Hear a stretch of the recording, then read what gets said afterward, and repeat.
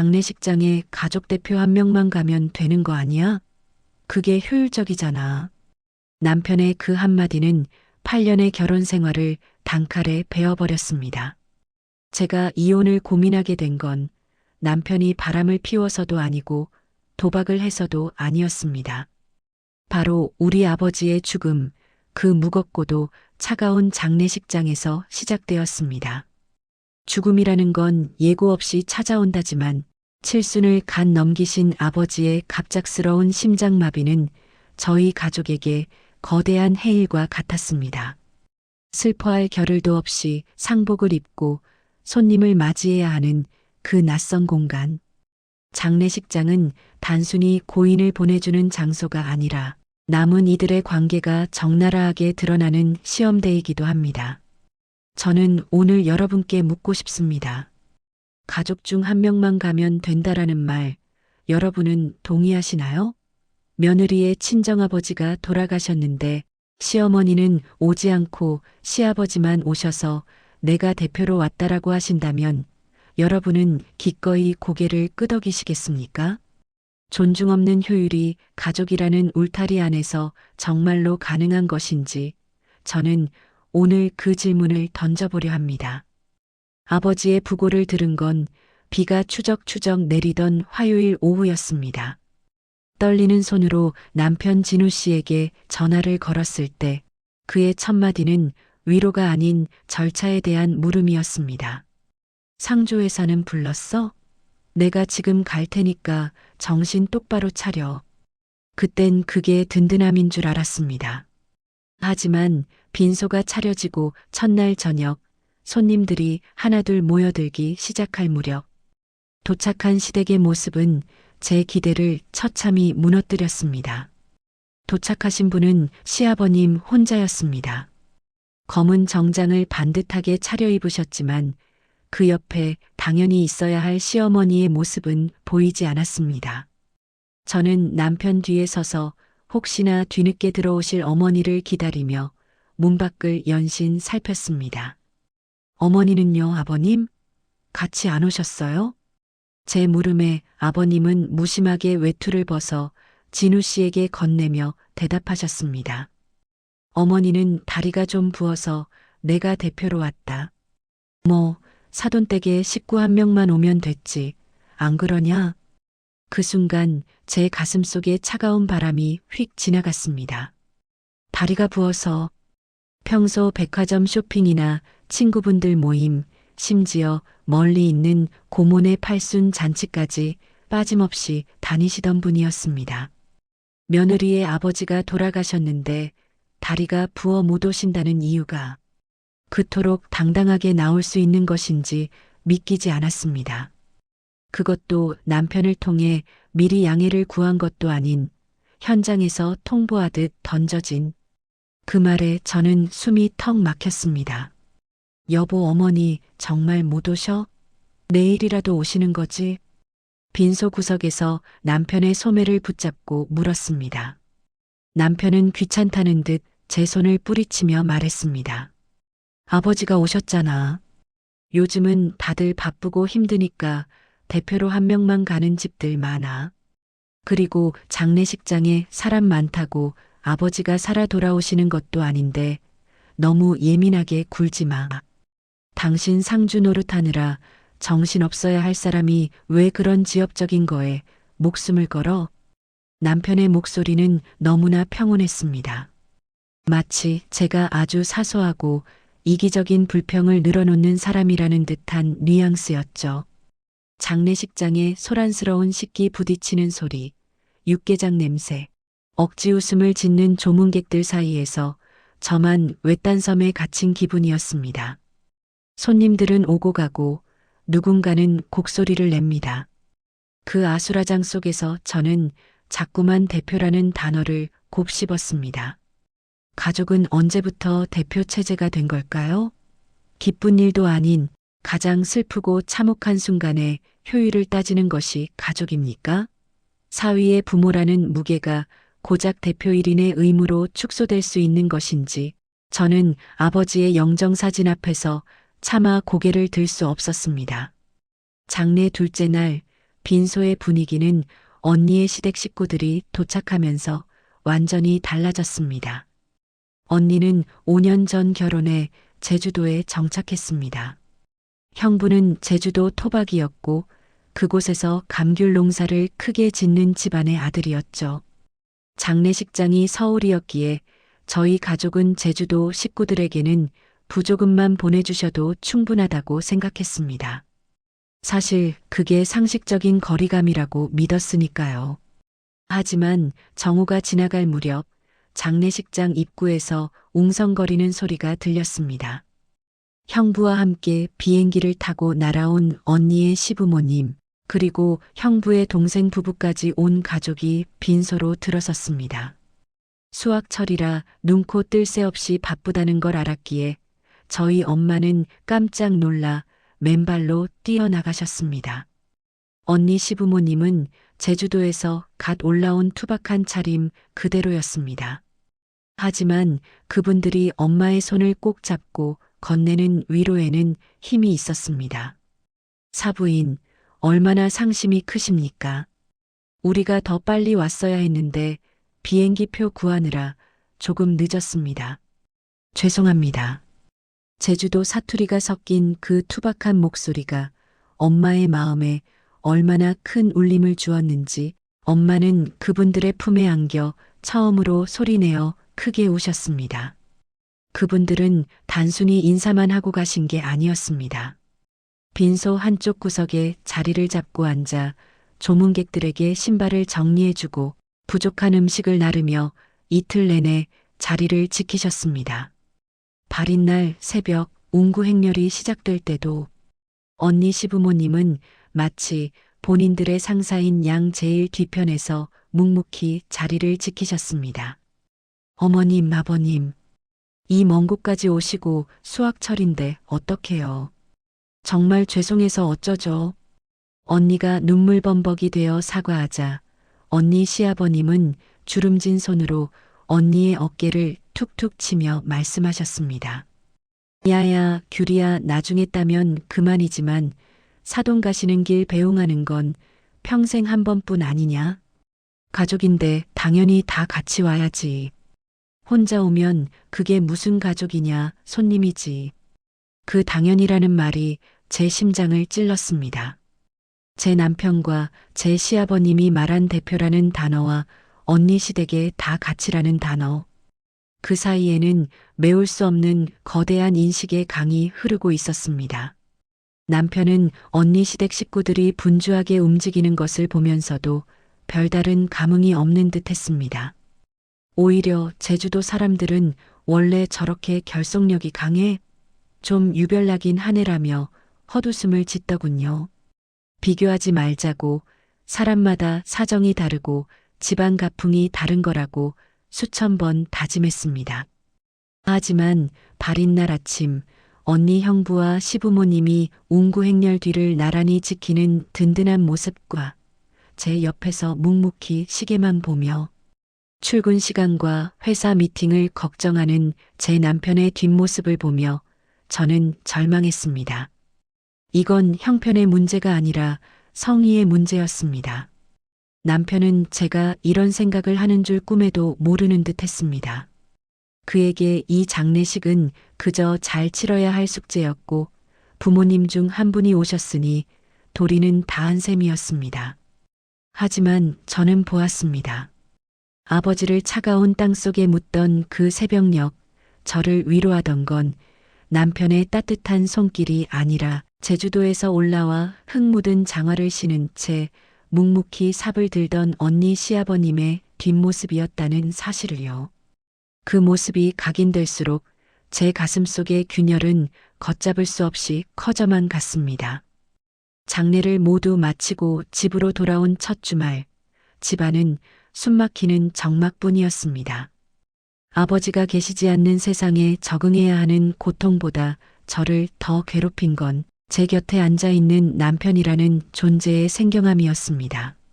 남편 진우 씨는 평소처럼 거실 소파에 깊숙이 몸을 파묻고 스포츠 뉴스를 시청하고 있었습니다. 그는 제가 느끼는 이 폭풍전야의 침묵을 전혀 인지하지 못하는 것 같았습니다. 아니, 인지하고 싶지 않았던 거겠죠. 여보, 어머니는 장례 끝나고 아무 말씀 없으셨어? 우리 엄마한테나 나한테나. 제가 먼저 조심스럽게 하지만 떨리는 목소리로 말을 꺼냈습니다. 남편은 화면에서 눈을 떼지 않은 채 무심하게 대답했습니다. 응? 아버지가 고생 많았다고 전해주래. 어머니도 수고했다고 하시더라. 그리고 어머니가 이번 주에 제사가 있으니까 당신 컨디션 조절 잘해서 오라고 하시네. 그게 끝이었습니다. 사돈을 잃은 사부인에게 전화 한 통, 8년을 함께 산 며느리에게 고생했다는 위로 한마디 없었습니다. 대표를 보냈으니 임무 완료라는 식의 태도. 저는 참았던 울분을 터뜨렸습니다. 언니 시부모님은 제주도에서 온 가족이 다 올라오셨어. 그 바쁜 농사철에 비행기 표까지 구해서 발인까지 함께 해주셨다고. 그런데 우리 어머님은 바로 옆 동네 살면서 다리가 부어서 못 오셨다는 게 나는 솔직히 지금도 납득이 안 가. 최소한 나중에라도 미안하다거나 고생했다는 전화 한 통 하실 수 있었던 거 아니야? 남편은 그제야 짜증 섞인 표정으로 리모컨을 내려놓고 저를 돌아봤습니다. 또 그 소리야? 도대체 언제까지 그 장례식 타령할 건데? 아버지가 가셨잖아. 우리 집안은 원래 한 명만 가면 그 집안 전체가 간 걸로 쳐. 당신 집안하고 우리 집안하고 기준이 다른 건데 왜 자꾸 비교질이야? 언니 시댁이 유별난 거지. 우리 집이 이상한 거야? 어머니 몸 안 좋으신데 억지로 끌고 왔어야 속이 시원하겠어? 유별나다는 말. 그 한마디가 제 가슴을 날카로운 칼로 도려내는 것 같았습니다.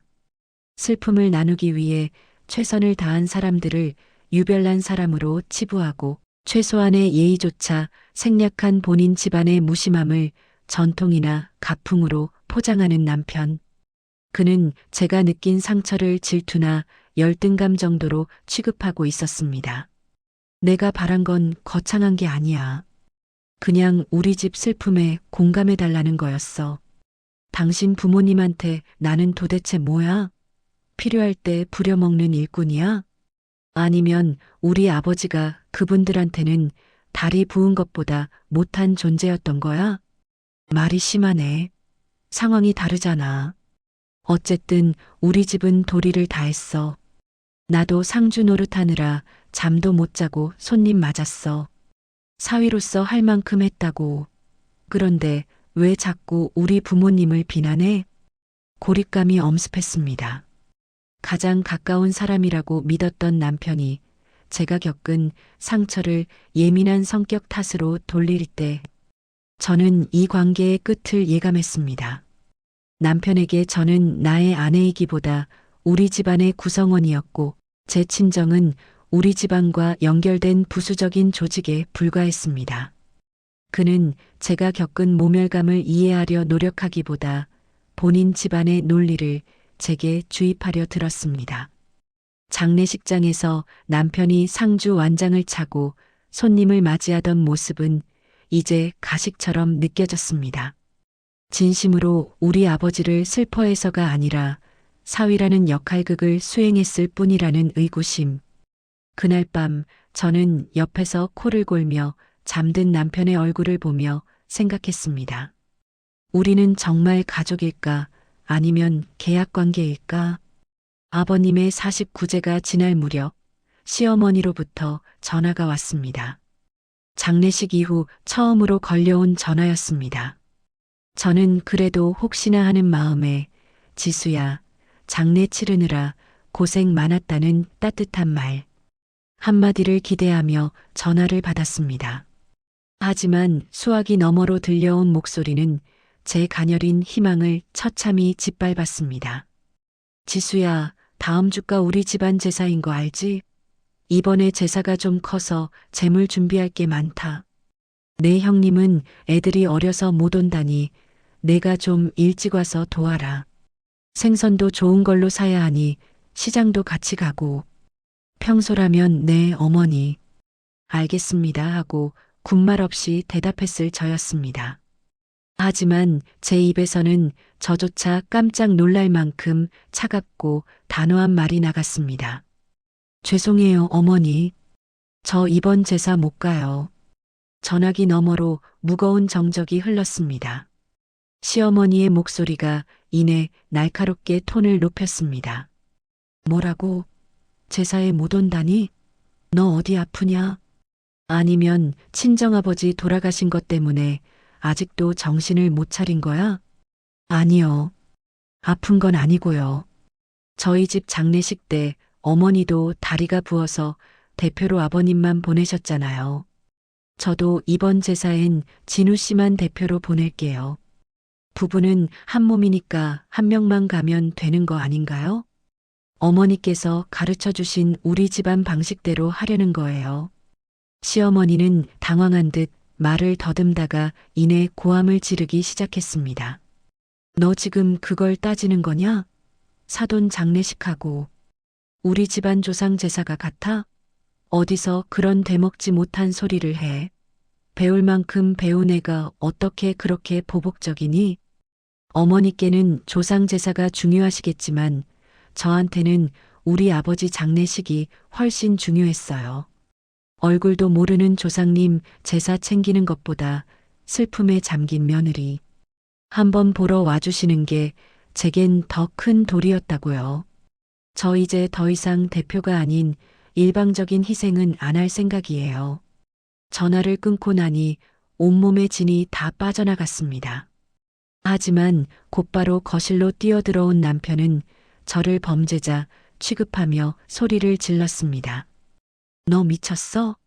우리 엄마한테 어떻게 그런 패륜적인 말을 해?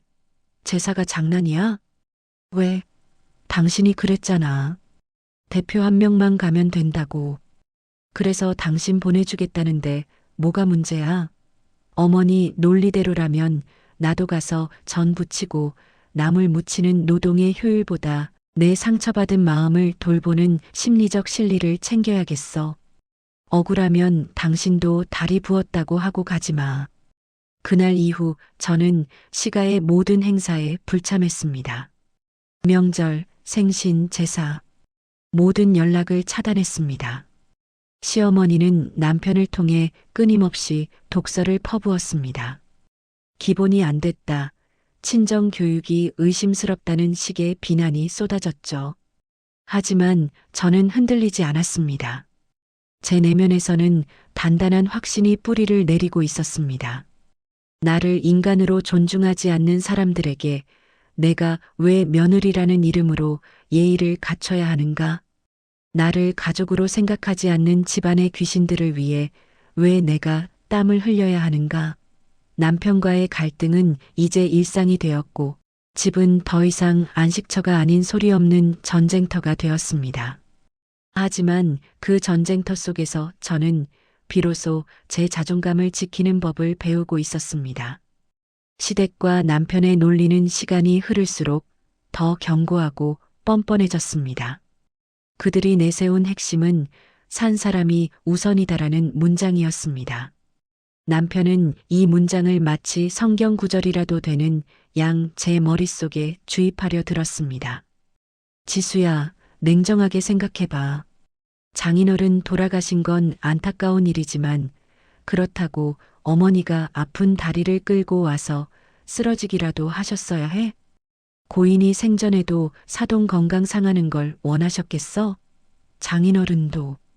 하늘에서 당신이 이렇게 독하게 구는 거 보시면 마음 편치 않으실 거야.